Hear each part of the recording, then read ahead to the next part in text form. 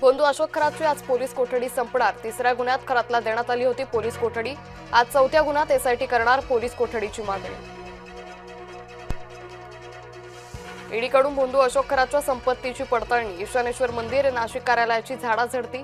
वेगवेगळ्या ठिकाणी असलेल्या जमिनीची ईडीकडून पाहणी। सूत्रांची माहिती। कर्नाटकच्या राजकारणात मोठा भूकंप। काँग्रेसचे 30 आमदार तातडीने दिल्लीला रवाना। राहुल गांधींची घेणार भेट। बीडमध्ये बालिका आश्रमातून 2 अल्पवयीन मुली बेपत्ता। अपहरणाचा संशय। पोलिसांकडून तपास सुरू। नाशिकच्या आयटी कंपनीतील धर्मांतर लैंगिक शोषण प्रकरणी कारवाई। कंपनीतील 6 कर्मचारी निलंबित। आतापर्यंत 9 गुन्हे दाखल। घोटी त्र्यंबकेश्वर रोडवर भीषण अपघात। अपघातात दोघांचा जागीच मृत्यू, 1 जण गंभीर।